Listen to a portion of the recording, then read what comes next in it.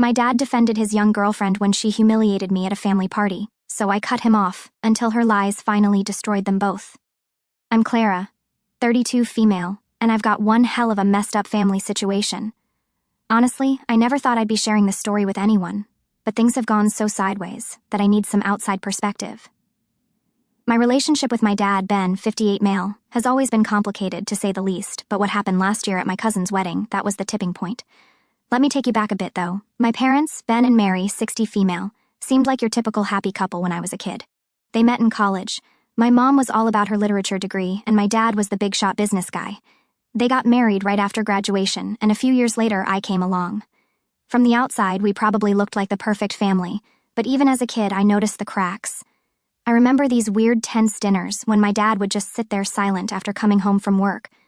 He was always working late at his marketing firm, climbing that corporate ladder. Meanwhile, my mom stayed home with me, and she tried her best, but looking back now, I can tell she was always kind of sad.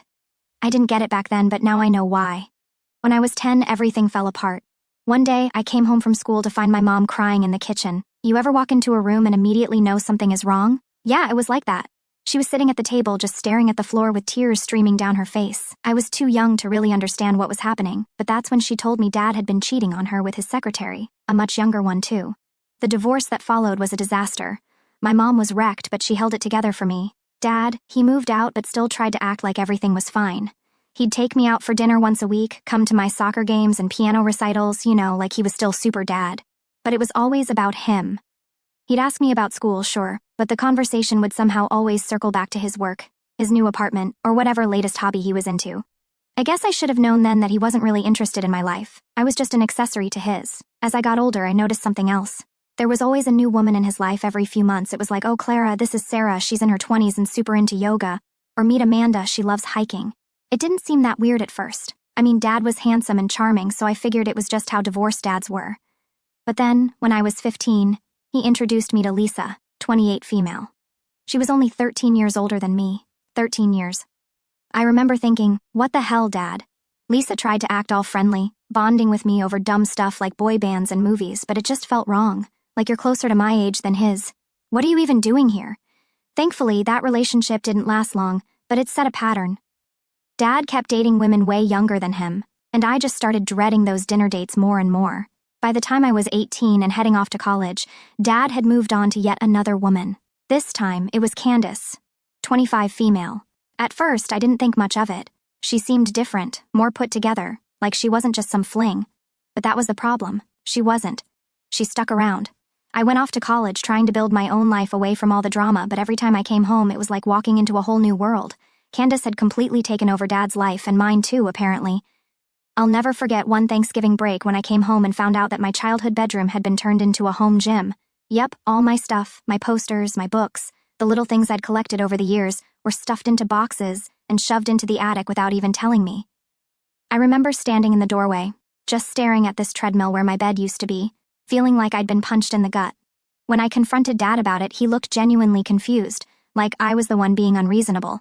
You're in college now, he said. You don't need the room anymore. That was the first time I realized how much things had changed. I wasn't a priority in his life anymore. Candace was, and she made it clear that I was just a guest in my own home. After college, I moved back home for a bit while I was job hunting. That's when things really started going downhill with Candace. She acted like I was overstaying my welcome, making snide comments about how long I planned on living there, and how I needed to grow up and get my own place. And Dad, instead of sticking up for me, he just agreed with her. Like, it hurt so much. This was my dad. And he was siding with some woman over me. The final blow came one night when I overheard them talking about me. I was upstairs, and they didn't know I could hear them. Candace was complaining about how I was cramping their style and they couldn't be themselves with me around. Then Dad's voice cut through the air. I know, babe. We'll figure out how to get her moved out soon. I remember just standing there, frozen. Like, is this real? Did my dad just say that? The next day I confronted him about it, and of course, he tried to backpedal. Oh, Clara, you misunderstood. It's not what it sounded like, blah, blah, blah. But I wasn't buying it. I packed my stuff and moved out within a week. After that, things were never the same. My relationship with Dad became this distant, awkward thing. We'd see each other occasionally, but it was always with Candace hovering around, making little digs at me, my weight, my job, whatever she could think of. And every time Dad would just laugh it off or tell me to lighten up. I tried talking to him about it, but he just dismissed me, saying that's just how Candace is. She doesn't mean anything by it. but it did mean something. It meant that my feelings didn't matter to him as much as keeping her happy. Then came the wedding, my cousin's wedding, the one where everything finally blew up. I brought Joe, 30 male, my boyfriend, and we were having a good time until Candace got drunk. She started comparing herself to the other women at the wedding, including me. She was bragging about how she could still fit into her high school jeans, and how some people, meaning me, had clearly let themselves go. I was so angry, but I didn't want to cause a scene at the wedding. I pulled Dad aside and told him that Candace's behavior was completely unacceptable. I thought, finally, this is the moment he'll see how awful she's been. But nope. Instead, he defended her, telling me I needed to lighten up and that she was just joking. That was it for me. I told him I was done with both of them, walked out of the wedding, and haven't spoken to him since, until now. So after I cut ties with my dad, things were quiet for a while, too quiet if I'm being honest. I didn't expect him to suddenly show up or anything, but it felt weird to just not talk to him anymore. There was this nagging feeling in the back of my mind, like maybe I'd hear from him at some point, but I wasn't going to be the one to make that call. Life kept moving, though. Joe and I started planning our engagement party, and honestly, it was something I'd been looking forward to for months. We'd been together for years, and it just felt like the right time to take the next step. We rented out this cute little venue downtown, invited all our friends and family. Well, not all family. My dad and Candace, yeah, they weren't on the guest list. There was no way I was going to deal with that drama on such an important day. The party itself was amazing at first. Joe and I had been working hard on it, and seeing everything come together felt great. There was food, drinks, music, all the people we cared about. It was perfect. We were in the middle of taking pictures with friends when, out of nowhere, I saw him, my dad. He just walked in like he was invited, with that same cocky smirk on his face that I hadn't seen in months. My stomach dropped. I was pissed. This was my engagement party, and he just showed up like nothing ever happened between us. And of course, he wasn't alone. He brought Candace with him. You ever get that feeling when you just know something's about to go wrong? Yeah, that was me in that moment. I could feel the tension in the air, and I wasn't the only one. Joe grabbed my hand and whispered, "Do you want me to say something?" I was ready to storm over there and kick them both out, but part of me wanted to hear what the hell they thought they were doing there. So I told Joe to wait, and we walked over to them. Before I could even get a word out, my dad started talking. "Clara, I know I wasn't invited, but I needed to see you. There's something we need to talk about." I didn't care what he had to say. I was so angry that I could feel my hands shaking. "Are you serious right now?" I said, barely holding it together. "You just show up here after everything that happened? Like this is okay?" He tried to calm me down, but it was Candace who spoke next, and her voice was dripping with the same smug attitude she always had. "Clara, we didn't come to cause problems. We just wanted to congratulate you two." "Congratulate us?" Like, no, that wasn't going to fly. I turned to Joe and he could see I was about to lose it. I felt my heart racing and everything around me just started to blur because all I could think about was how dare they show up, acting like they had any right to be there. But here's where it gets wild. Just as I was about to tell them to leave, Dad blurts out, "Candace and I broke up." Wait, what? My head was spinning. This wasn't what I expected him to say at all. I blinked at him, not even sure if I'd heard him right. "You broke up?" I repeated, not really believing it. He nodded, and suddenly the cocky smirk was gone. He actually looked sad, or maybe just exhausted. "Yeah, it's been rough. We've been fighting a lot, and honestly, after you cut contact, it made me think about a lot of things." Candace rolled her eyes, and I could tell she wasn't happy about being there or hearing him admit they broke up. She didn't say anything, but the way she folded her arms and started looking around the room said it all. She didn't want to be there anymore. "I know this isn't the place or the time," Dad continued, "but I couldn't wait any longer. I've been wanting to talk to you for months, but I didn't know how." I stood there, completely caught off guard. I mean, part of me was still furious, but now I was also confused. They broke up? That was the last thing I expected. I took a deep breath, trying to process everything. Joe squeezed my hand, giving me that little bit of strength to keep my cool. "Okay, fine," I finally said. "You want to talk? Let's talk, but not here, not now." Dad nodded, looking relieved that I didn't just blow up at him in front of everyone. "I get it. We'll leave. I just wanted to say I'm sorry." I didn't know what to say to that. He'd never apologized to me before, not like that anyway. So I just nodded, and they turned to leave. Candace didn't say another word, which was probably for the best. As they walked out, I realized how much the atmosphere at the party had shifted. People were whispering, and I could feel the eyes on me, but I didn't care. I needed a minute to just breathe. Joe led me outside, away from everyone, and I just stood there, leaning against the wall, trying to wrap my head around what had just happened. "He actually apologized," I said, more to myself than to Joe. "Yeah," Joe replied, looking just as surprised as I was. "I didn't see that coming. Neither did I." I mean, this was the same guy who had sided with Candace every single time, no matter how badly she treated me, and now they were broken up and he was apologizing? It didn't make sense, but then again, what did I expect? We stayed outside for a few more minutes while I calmed down. The party was still going on inside, and I didn't want to ruin the night for everyone else, but part of me couldn't let go of what had just happened. My dad showing up like that, telling me they'd broken up, it felt like some weird dream I couldn't wake up from. Eventually, Joe and I went back inside. I plastered on a smile for the rest of the night, trying to push the whole thing to the back of my mind. But even as the party wound down and we said goodbye to our friends, I couldn't stop thinking about what was coming next. I knew I'd have to talk to Dad again, and I knew it wasn't going to be an easy conversation. All right, so after that whole scene at my engagement party, I couldn't stop thinking about my dad, him showing up uninvited, dropping the news about his breakup with Candace, and then apologizing. I was all over the place. I mean, who does that? But now I had to figure out what to do next. Joe kept saying I should give Dad a chance, maybe hear him out, but I wasn't sure. A few days after the party, I got a text from Dad. "Can we meet for coffee? I really want to talk." I just stared at my phone, not knowing how to respond. Part of me wanted to ignore it, but another part of me was curious. What could he possibly have to say after everything? So, after a full day of going back and forth, I agreed to meet him. We picked this quiet little cafe near my apartment, and I made sure Joe knew exactly where I was, just in case things got weird. Walking into that cafe felt like I was walking into a trap, honestly. I spotted Dad sitting by the window looking older. Like, I don't know how to explain it, but he seemed different, less confident maybe. He smiled when he saw me, but it wasn't that smug grin he usually had. It looked like he was actually nervous.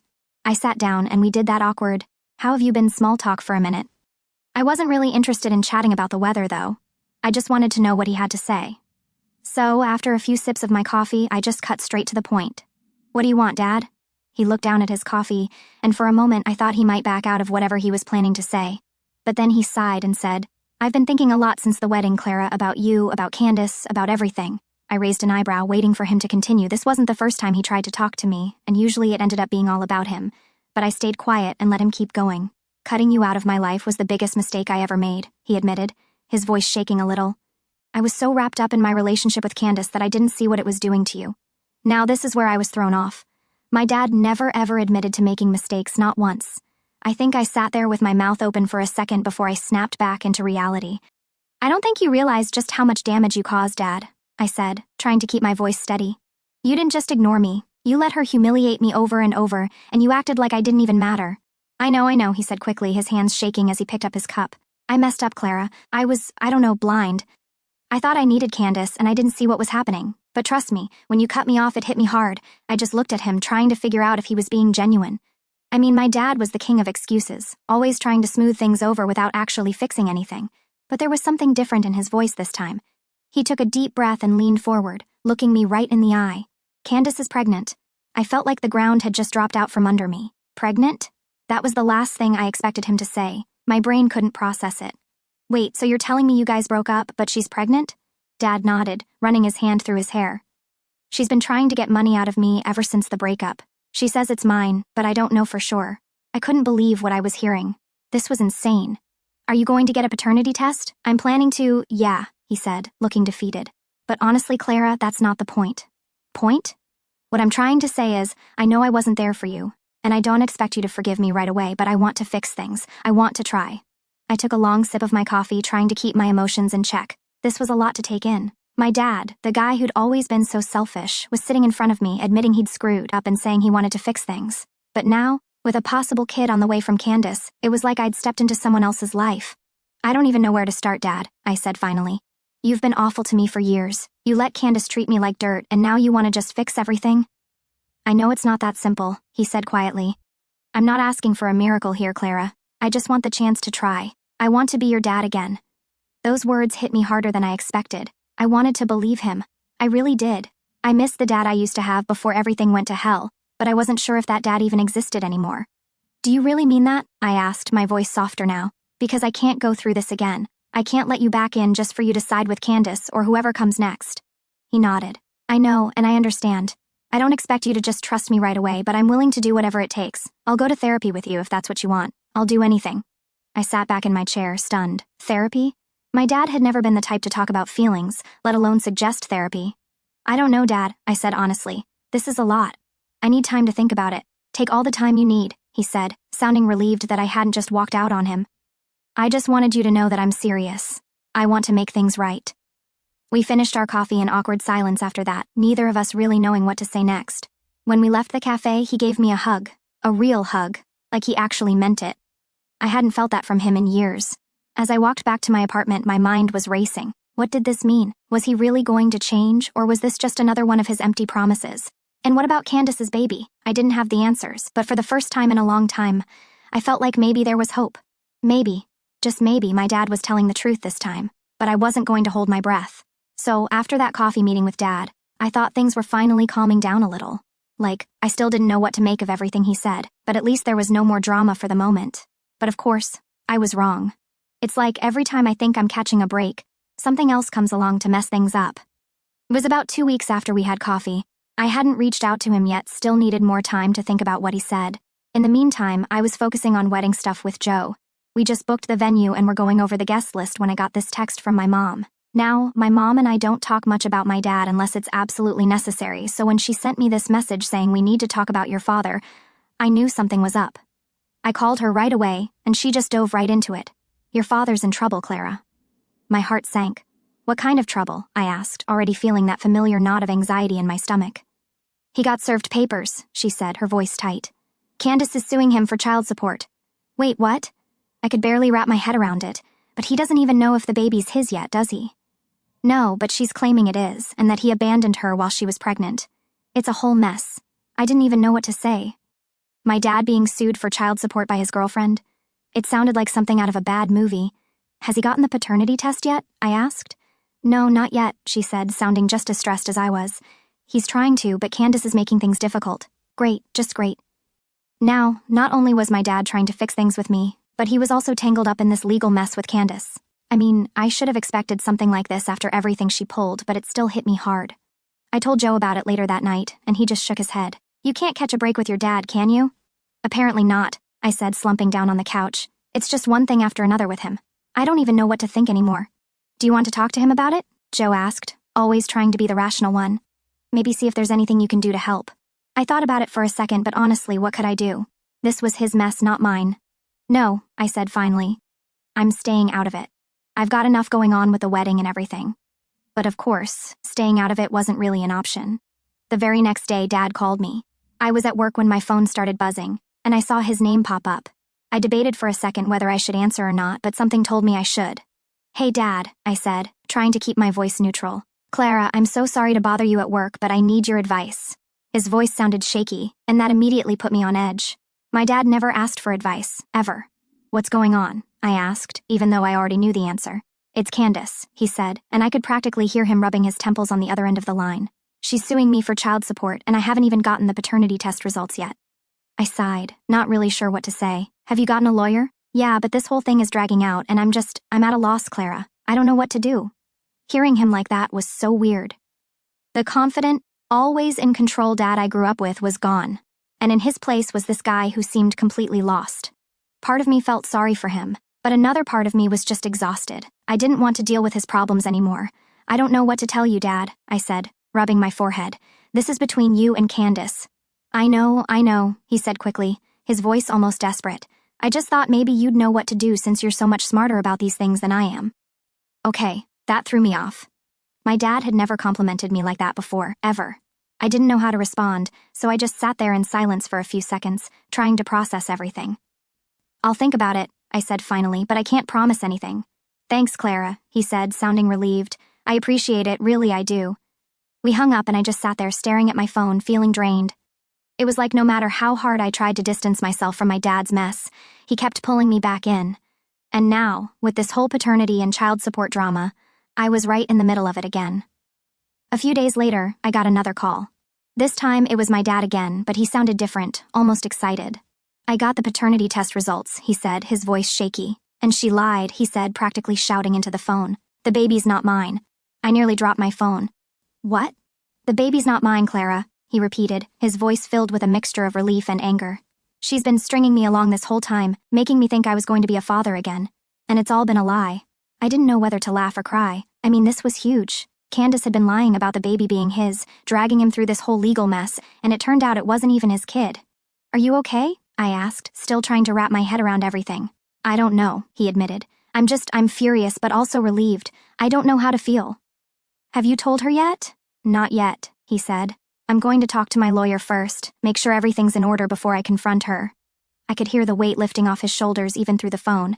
This was a huge relief, but it didn't change everything else that had happened. Candace might not have had his kid, but that didn't erase all the damage she'd done. Not just to him, but to me too. I'm glad it's not yours, Dad, I said, feeling the relief start to settle in. But you've still got a lot to fix. I know, he said quietly, and I'm going to do whatever it takes to fix things with you. Hanging up, I felt lighter, like a weight had been lifted, but there was still a lot left unresolved. My dad wasn't off the hook, not by a long shot, but maybe, just maybe, this was the start of him actually getting his life together. I wasn't going to hold my breath, though. After that phone call with my dad where he found out the baby wasn't his, I thought things were finally starting to settle down. You know, like, maybe this whole mess was wrapping up and we could move on, but I should have known better. Nothing with my dad is ever that simple. It had been a couple of weeks since the paternity test came back, and I hadn't heard much from him. He said he was going to confront Candace with the results and get his lawyer involved, so I figured he was busy sorting all that out. I wasn't exactly dying to check in on him either, to be honest. The whole situation still left a bad taste in my mouth, even if he wasn't going to be a dad again. Then, one night, out of nowhere, Dad called. I was in the middle of cooking dinner, and Joe was setting the table when I saw my dad's name pop up on my phone. I almost didn't answer, but something told me this might be important. Hey, Dad, I said, stirring the pot on the stove, trying to keep it casual. Clara, I know it's late, but I need to talk to you. Can we meet tomorrow? His voice sounded weird, like serious but also nervous. That's when I knew this wasn't going to be just another casual catch-up. I sighed, already feeling the stress creep in. Yeah, sure. Where do you want to meet? How about that cafe we went to last time? He suggested. Fine, I'll see you there around 10. I didn't want to make this a late-night thing, not with work the next day. Yeah, that works, he said, and we hung up. The next morning, I wasn't sure what to expect. I mean, the last few times we talked, it had been one thing after another, so I was kind of bracing myself for whatever new drama was coming my way. I walked into the cafe, and Dad was already there, sitting at the same table as last time, looking like he hadn't slept in days. Hey, I said, sitting down across from him, trying to read his expression. Hey, he muttered, not even looking up at me. He had his hands wrapped around his coffee cup like it was keeping him grounded. I knew something was off. So, what's going on? I asked, leaning in a little. I confronted Candace, he said, his voice low. She lost it when I showed her the paternity test results, started screaming, saying I'd ruined her life, that it didn't matter if the baby wasn't mine. I was still responsible because we were together when she got pregnant. I shook my head, not surprised at all. And what did you do? I told her I wasn't paying her a dime and that I'd see her in court if she tried to push it any further, he said, his jaw tight. She stormed out, and I haven't heard from her since. Well, that's probably a good thing, I said, relieved that she was finally out of the picture. Maybe now you can start fixing your life, Dad, get things back on track. He nodded, but there was something else going on. I could tell by the way he was avoiding eye contact, the way he kept fidgeting with his coffee cup. There's something else, isn't there? I asked, bracing myself. He sighed, finally looking up at me. Yeah, there is. I waited, my stomach twisting into knots. I've been thinking a lot about everything that's happened, he started, his voice shaky. And I think I need to make some big changes in my life. I've been chasing all the wrong things for years, Candace. All those other women. I was trying to fill a void, and I ended up losing the most important people in my life because of it. I didn't say anything. I just let him keep talking because I needed to hear where this was going. I've been seeing a therapist, he admitted, and that was when my jaw practically hit the floor. My dad, Mr. I don't need help from anyone, seeing a therapist? I never saw that coming. She's helped me realize that I've got a lot of things I need to work on, and one of those things is fixing our relationship. I was speechless. Like I didn't even know how to respond.